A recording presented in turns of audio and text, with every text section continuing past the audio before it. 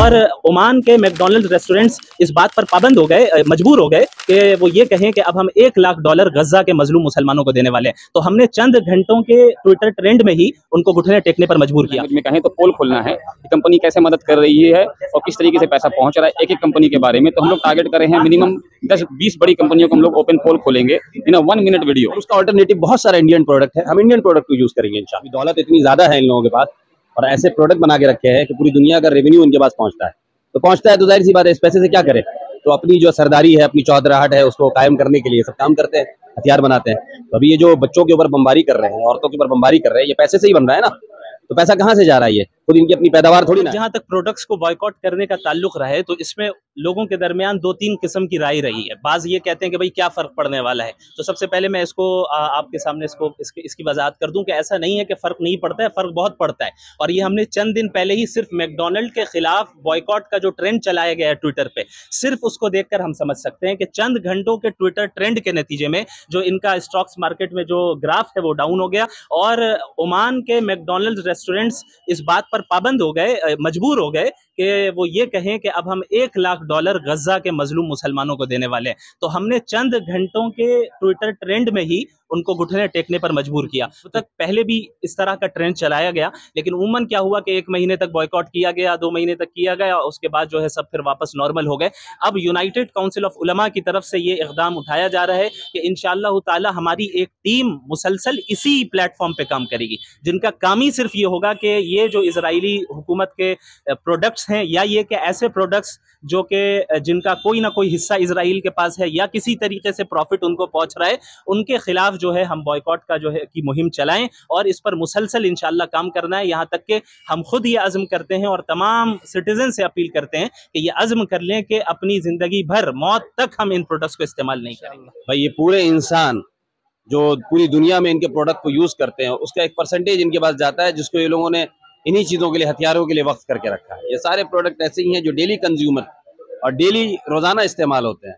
ऐसे प्रोडक्ट को यकीनन हम लोगों को ऐसे जालिम के हाथ में फ़ायदा पहुंचाना और उसको हम लोग तक़वियत देना और उसको पावर देना, जाहिर सी बात है हम भी इस जुल्म में शरीक होंगे। क्योंकि मैंने सुना है, ये पता नहीं, मुझे मालूम नहीं कितनी हकीकत है, रिसर्च तो नहीं किया, कि पेप्सी वर्ड जो है वो बना ही इसीलिए कि pay every penny to save Israel.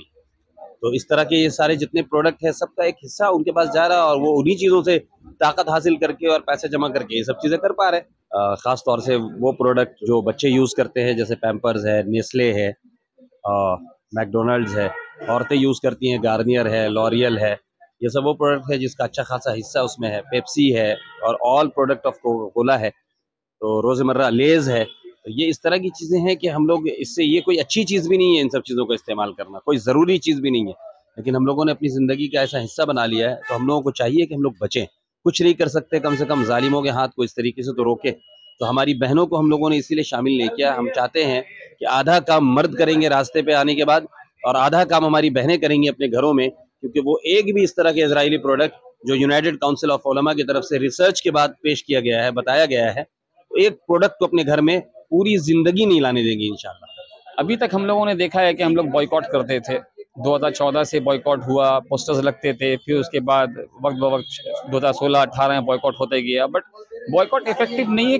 Effective after certain time boycott क्या होता है, वो लैप्स कर जाता है और लोग भूल जाते हैं। बिकॉज हमारी भी ज़िंदगी, हमको भी रोज़मर्रा की ज़िंदगी जीनी है, तो हर कंज्यूमर आइटम्स हमें लेना है, हमको अपनी ज़िंदगी को आगे बढ़ाना है। तो हम लोगों ने फैसला लिया कि ये बॉयकॉट को लैप्स नहीं होने देंगे।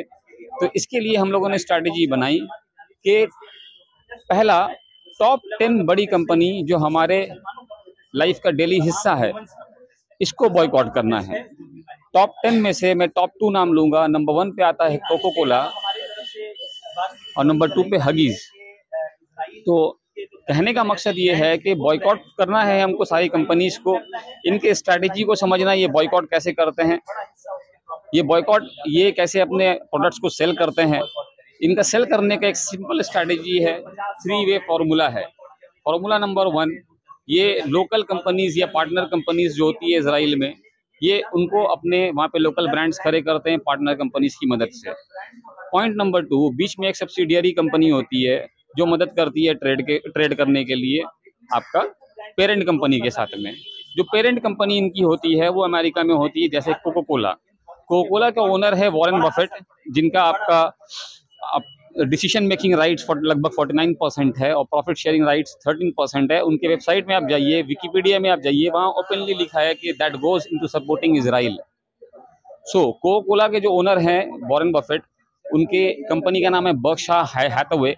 बर्कशायर हैथवे का एक सब्सिडियरी है। उसी तरीके से वो लोकल ब्रांड्स को इजराइल में प्रमोट करते हैं, लोकल ब्रांड्स के थ्रू, पार्टनर कंपनीज के थ्रू। तो हम लोगों ने स्ट्रैटेजी ये बनाया है कि हर एक कंपनी जो सपोर्ट कर रही है बीडीएस के मदद से, हम लोग इसको आगे बढ़ाएंगे इंशाल्लाह बीडीएस के मदद से, कि कैसे कर रही है। हर कंपनी का पोल खोलना है, अगर हमारे लैंग्वेज में कहें तो पोल खोलना है कि कंपनी कैसे मदद कर रही है और किस तरीके से पैसा पहुंच रहा है एक एक कंपनी के बारे में। तो हम लोग टारगेट कर रहे हैं मिनिमम 10-20 बड़ी कंपनियों को हम लोग ओपन पोल खोलेंगे इन अ 1 मिनट वीडियो।